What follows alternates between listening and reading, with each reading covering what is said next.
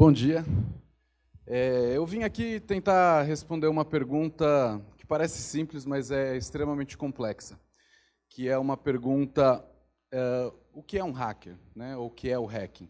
Eu acho que poucas questões elas despertam tanto fascínio hoje na sociedade como essa figura, né? Pouco compreendida, às vezes estigmatizada.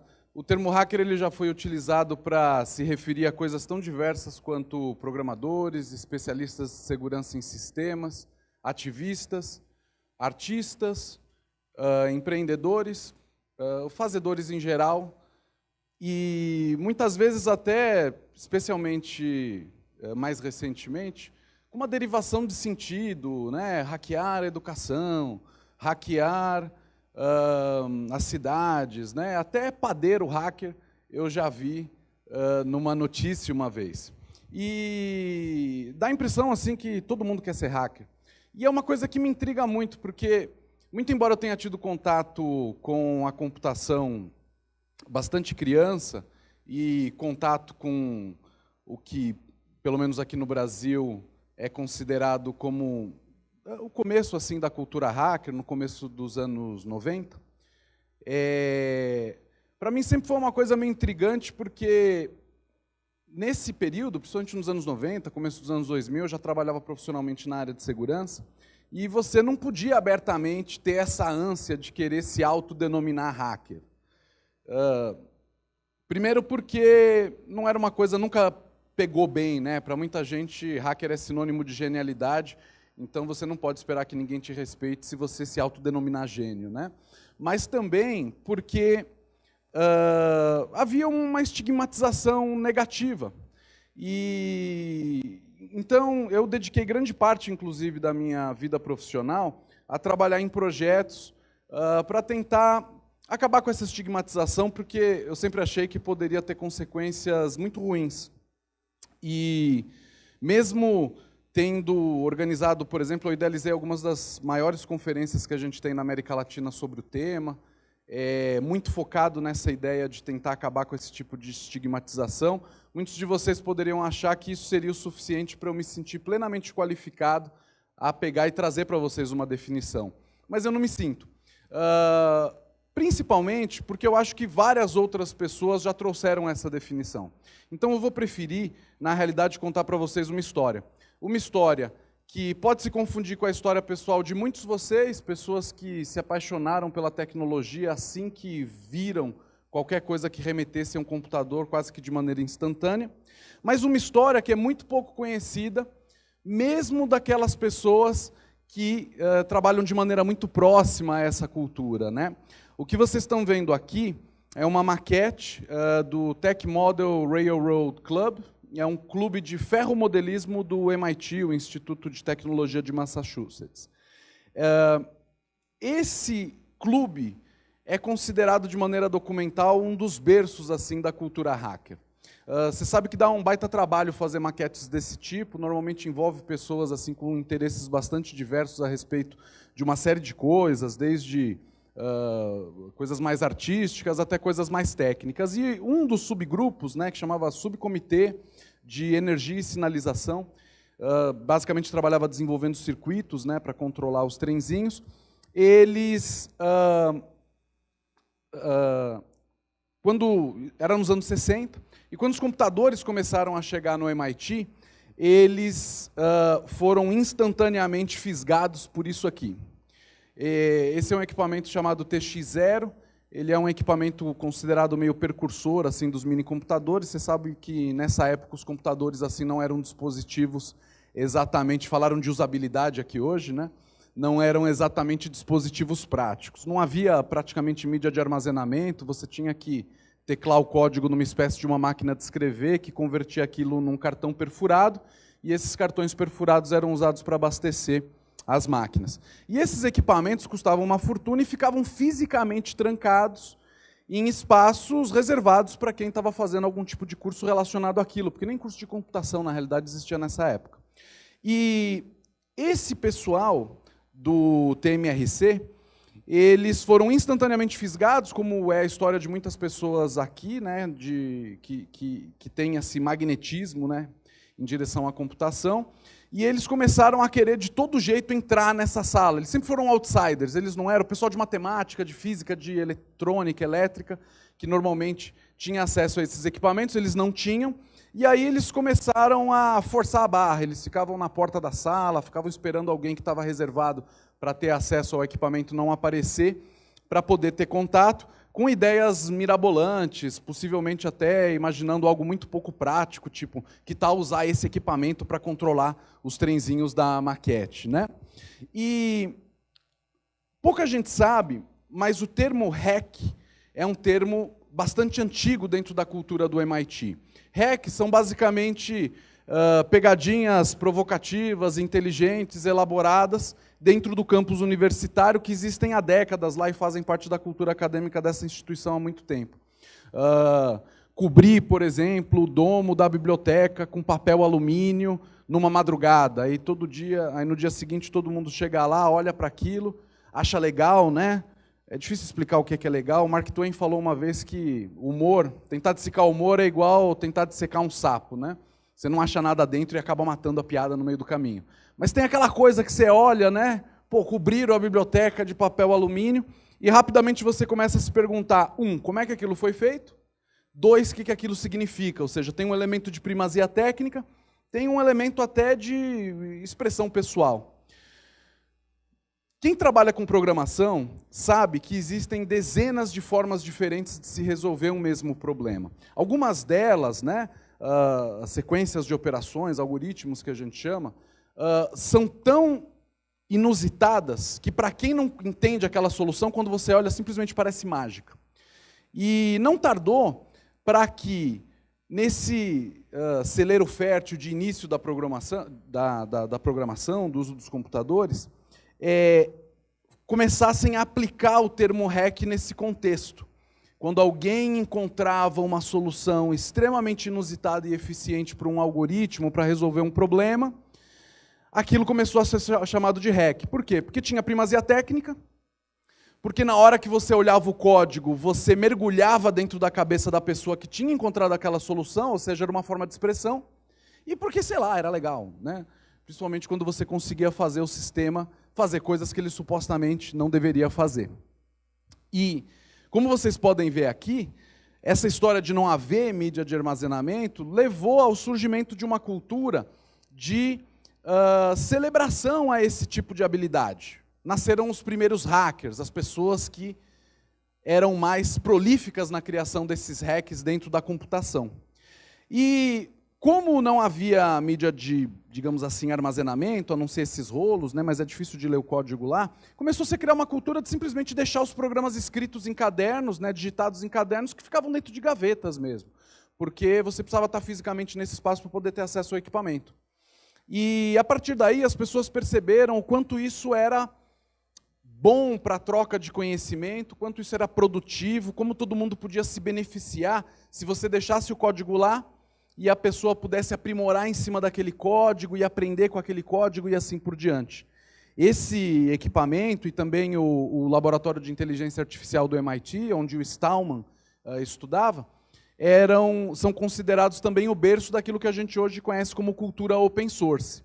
À medida que começou a ocorrer, inclusive, uma profissionalização da computação, no começo era uma mistura de alguns professores da faculdade com esses outsiders forçando porta dentro, querendo ter acesso, se sentindo donos daquilo mais do que a própria universidade, a profissionalização começou a levar coisas tipo direito autoral, devemos proteger o código deve ser livremente acessível ou não, e isso, obviamente, provocou reações nessa comunidade que via o processo como algo muito mais importante que o resultado final. Essa maneira de interagir, esses valores e assim por diante.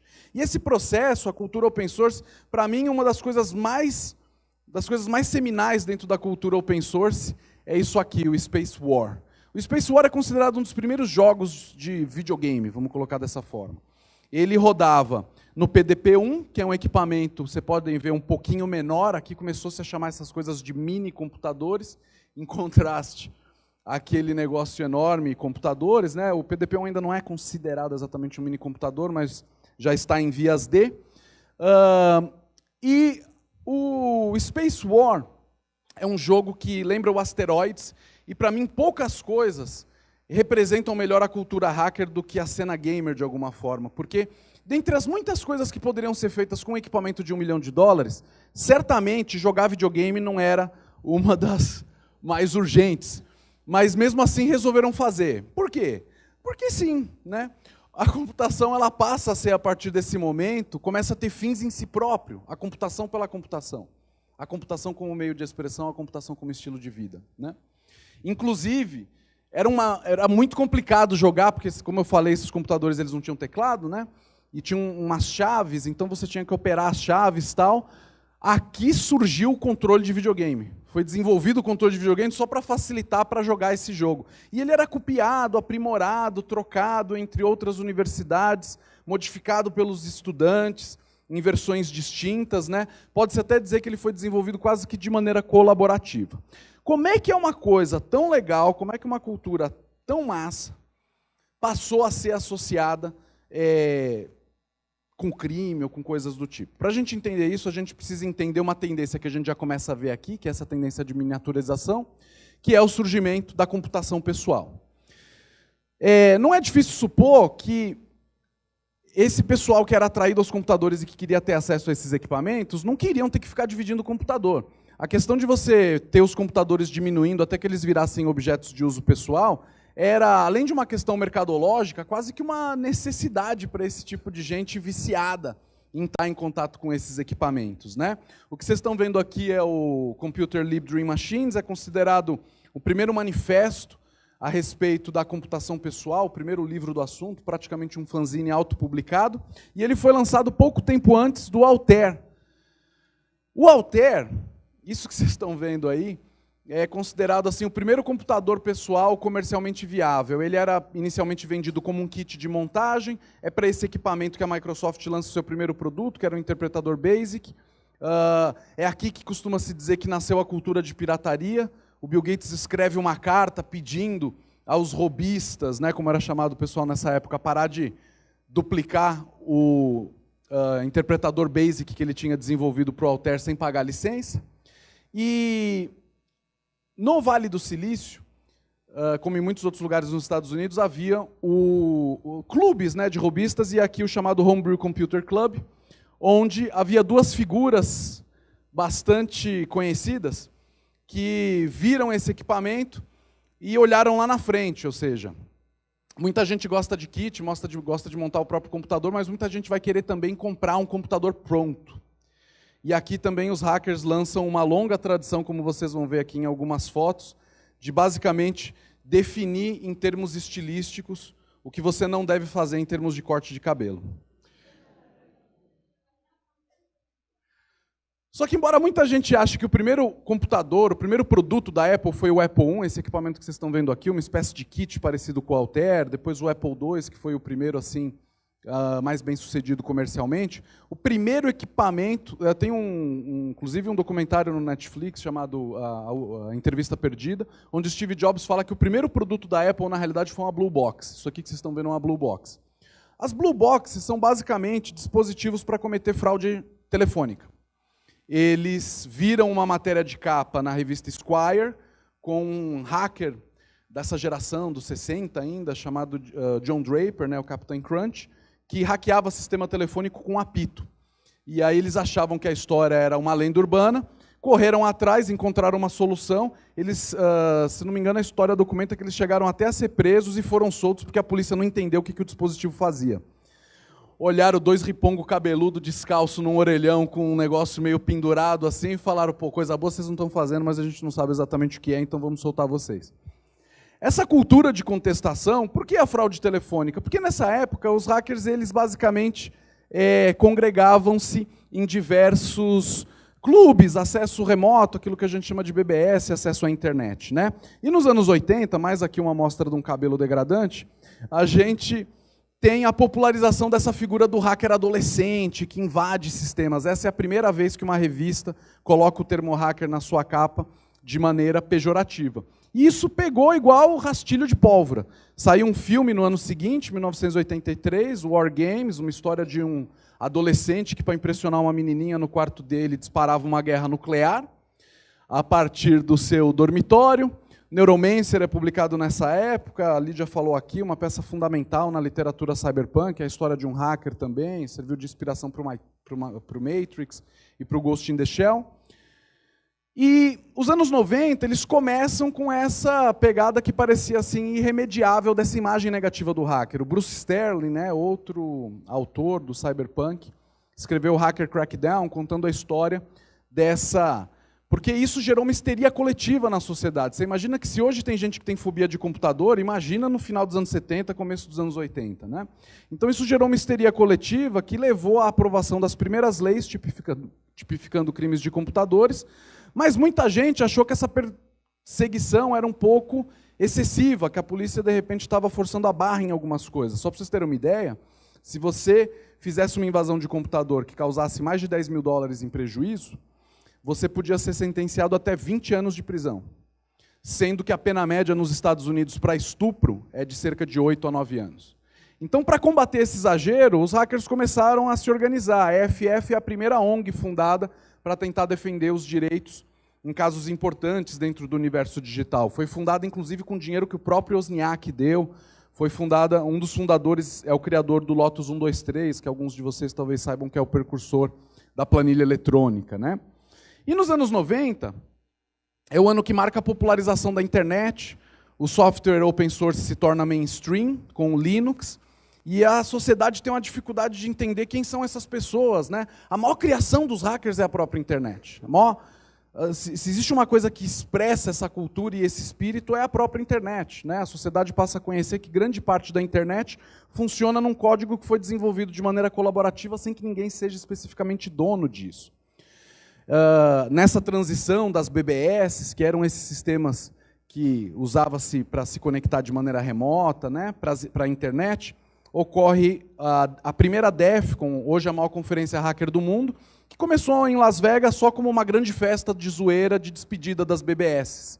E percebeu-se ali o tamanho da cena, o tamanho da quantidade de pessoas que gostariam de estar em contato. O filme que melhor registra, né, essa época é o filme Hackers, filme da década de 90, filme que lançou a Angelina Jolie ao estrelato, e começa a mostrar esses dilemas éticos confusos, porque uma coisa é quando você faz zoeira nos computadores e basicamente quem usa computador são outras pessoas igual a você. Outra coisa é quando a sociedade começa a ter infraestrutura crítica dependendo desses sistemas. Então, inevitavelmente, esse limite entre o que é legalidade ou não, ele ia chegar.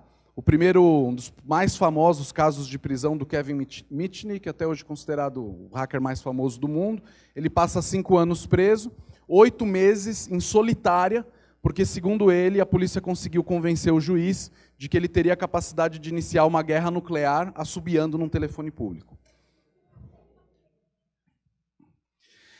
E aí a gente pode dizer que, de certa forma, os rebeldes contra-atacam, né? No começo dos anos 2000. É nos anos 2000 que o hacking começa a se identificar como uma força política, com o surgimento do Anonymous, com o surgimento do Partido Pirata, professando alguns elementos dessa cultura. Né? É também no começo do século XXI que surge o Bitcoin, e o Bitcoin coloca um elemento de confusão na cultura hacker muito grande, porque até então muita gente achava que o Anonymous, ou talvez o Partido Pirata, eles eram meio libertários de esquerda, não estava muito claro o que é. E aí o Bitcoin, uma moeda eletrônica transacionada pela internet que ninguém sabe quem criou, e que funciona à revelia do sistema financeiro internacional, parece um capitalismo anárquico, né? Gera muita confusão para as pessoas tentarem entender o que é isso. E com, obviamente, elementos dessa cultura tomando tantos aspectos, a gente começa a ver atores de Estado entrando nesse processo também. A Operação Aurora é considerado um dos primeiros grandes casos de um ataque sofisticado financiado por um Estado, no caso a China, contra empresas americanas, já em 2010, né?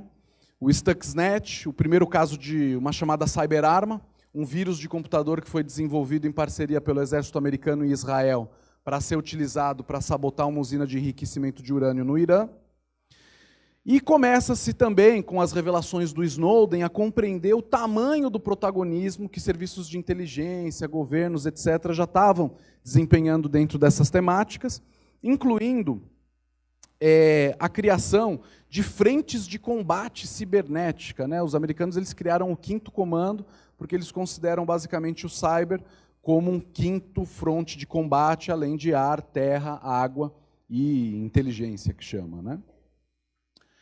E a gente entra nessa década, né, indo para o final dela, não daria mais para a sociedade tentar se dar o luxo de não querer compreender essas figuras tão controversas, e o hacking, na minha visão, nesses anos recentes, ele alcança verdadeiramente assim, o status de mainstream, com coisas como Watch Dogs, uma franquia de games que já está na sua 2ª edição, né?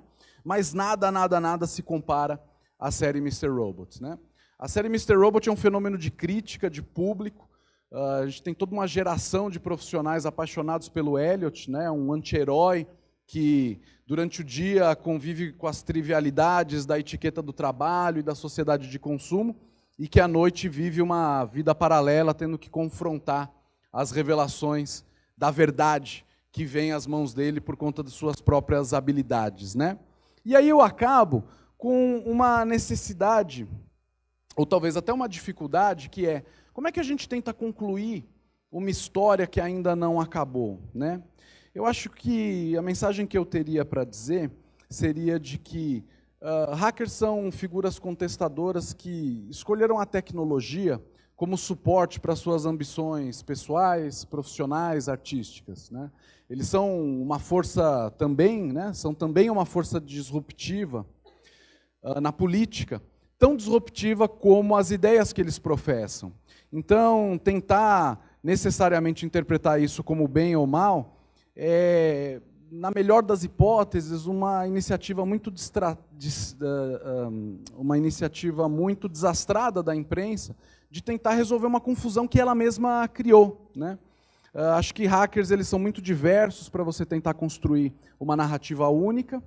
Eles são muito complexos para serem encaixados em noções maniqueístas de tipo bem ou mal, por nós ou contra nós, esquerda ou direita. Mas eu acredito que poucas culturas impactaram de forma tão ampla e tão profunda a maneira como as cidades, como as sociedades, elas funcionam e se organizam. Isso tem uma coisa que eu tenho certeza, é que a gente não vai conseguir responder essas perguntas, nem professar, de certa forma, essas discussões, sem ter eles numa posição de protagonismo. Então, voltando à pergunta inicial, o que é hacking, o que é hacker, talvez essa pergunta ela tenha se tornado obsoleta. Veja o exemplo aqui das palestras que a gente teve ao longo do dia nesse TED.